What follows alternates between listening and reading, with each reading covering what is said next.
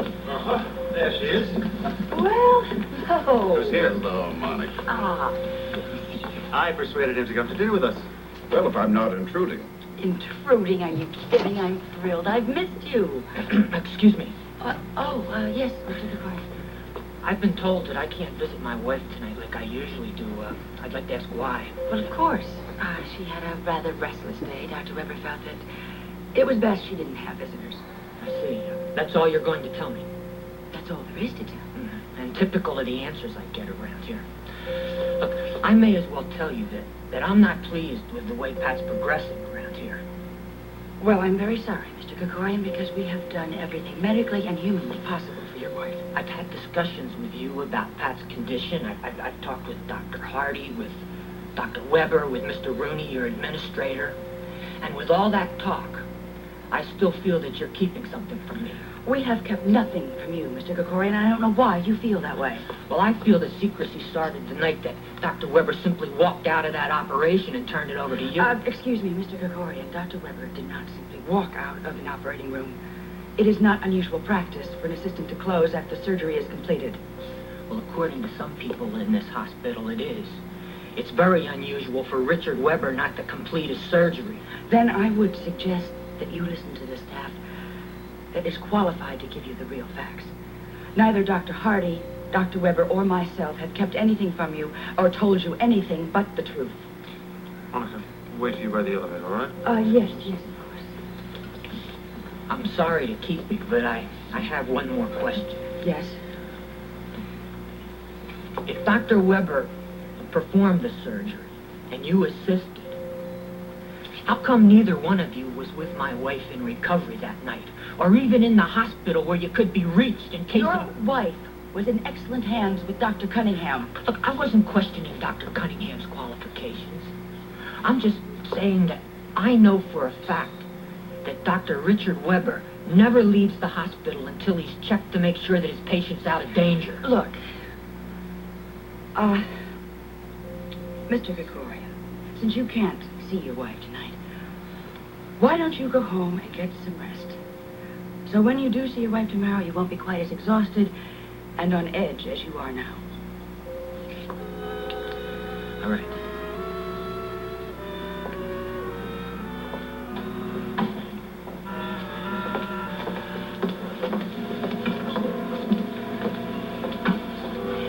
Monica?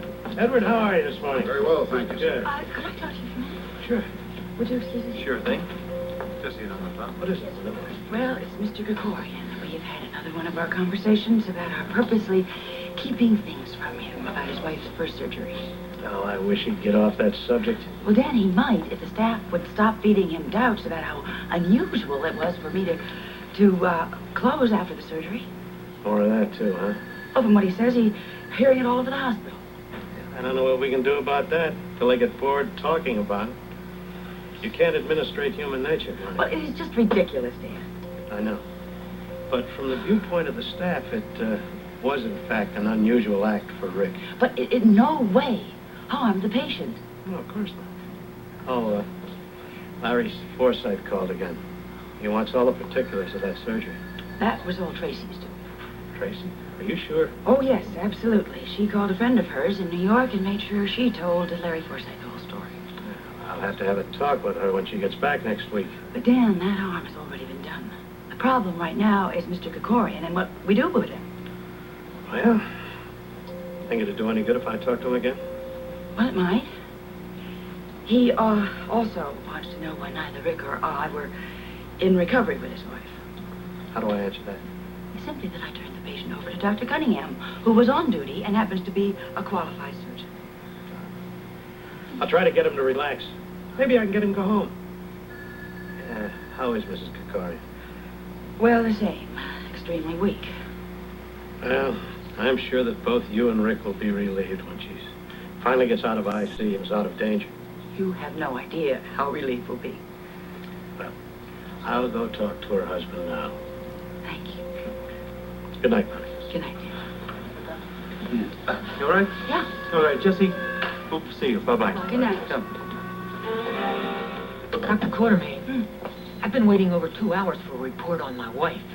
Well, she's much more comfortable now. In fact, she's sleeping. I just heard you say something about premature labor. Well, yes, she was complaining of abdominal pains. The baby's still alive. Of course. You don't think we would keep something like that from you, do you? It wouldn't be the first time something's been kept from me around here. Now, you can't think that way, Mr. Kakorian. Dr. Kakorian, my whole life is in that room with Pat, with the baby that she's carrying. Now, I don't want to be kept in the dark about anything. And I want to know why she's not improving. She has had 2 very delicate operations, Mr. Kakorian. Now, look, I understand how you feel. Do you? Yes, I do. We all do. And you're not doing any good sitting here. Why don't you do yourself and your wife a favor by going home and getting some rest yourself? Well, thank you. But I'm going to wait right here, where I can keep an eye on things. An eye on what? Look, I just told you, I will be here through the night. I will be constantly checking on your wife. Well, maybe if you or Dr. Webber had checked on my wife that night she was in the recovery room, she wouldn't be in the condition she's in now. That is not true. Look, I'm sorry. But it is simply not true, Mr. Kakorian, and it is terribly unfair. Excuse me.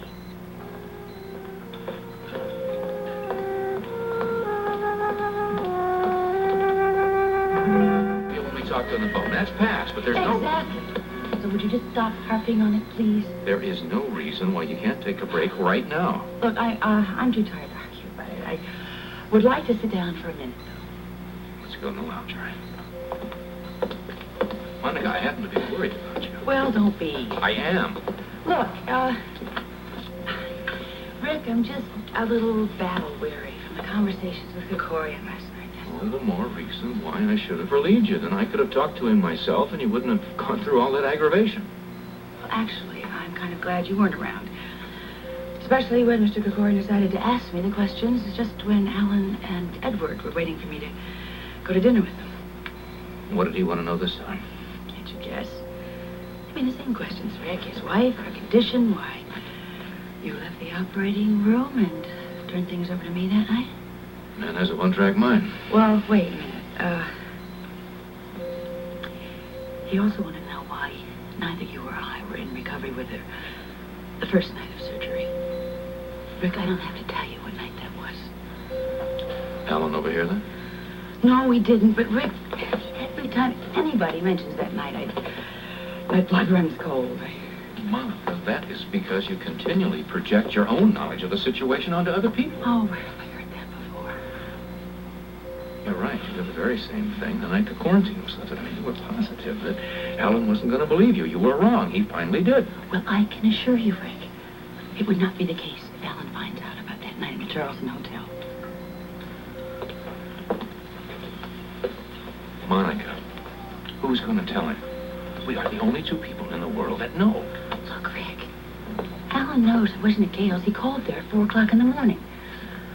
And then when he called back later that morning, I got back. When I was back at Gale's, I went ahead and let him assume that I was here with Mrs. Kakorian all night long. That's exactly what Lesley assumed. Always believed in being totally honest, but this happens to be one time that I think some things are left better unsaid. Well, I couldn't agree more. Tell me something. If someone told Lesley about that night, I mean, how would you feel? You know how I'd feel. But who's going to tell her? No, if you can give me some concrete evidence as to why it's going to become public knowledge, I'll go along with you, but not until. Right.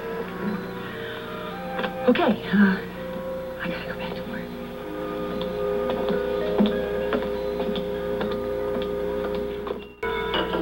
Oh. Is someone joining you? No, please.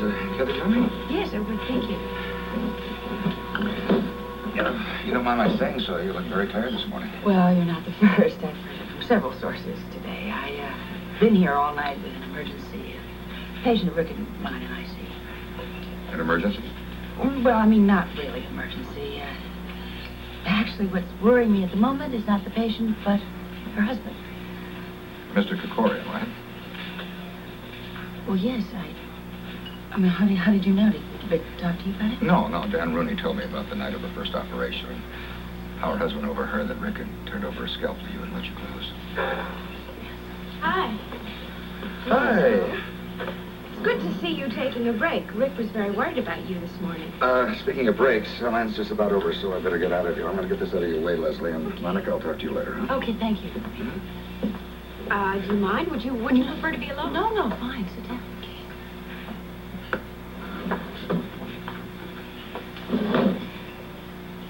It was really very sweet of you, not to call Rick last night and to give him that time to be with the boys. He really appreciated it. So did I. Leslie, I was just across the street having dinner. It's much easier for me to go than... Monica, the friendship that you have with Rick, I know is very important to you as it is to him. I think that the kind of easy, comfortable, professional relationship you share is very rare. And Leslie, please, I don't want you to think that there's... It doesn't bother me, if that's what's worrying you. In fact, I sincerely hope that you and I can have that kind of friendship someday. Really? Yes. You know, I learned a very important lesson from Laura when she invited Bobby to her wedding. I must say, I was a little surprised to see Bobby there. Yes, I was a little bit uncertain about all of that until I realized how important it was to Laura. Well, important how? Because by wanting Bobby to be there and inviting her, she was showing herself and everyone else that the kind of security and love that she has with Scotty is so strong that nothing else is ever going to be able to hurt it or her. Well, good for her. And that's exactly the way I feel about your friendship with my husband. Glad. Leslie, I don't mean to be rude, but I've really got to get back to Tim. Excuse me. Oh, Are you all right? yeah. Are you sure? Oh, I'm fine. I'm fine. Are you absolutely sure? You know, that's exactly the same kind of thing that happened to you the other night at our house. Well, when you are as tired as I am, these things can happen. Really, Well, I think maybe you ought to get another opinion, Doctor. well, let's see about that.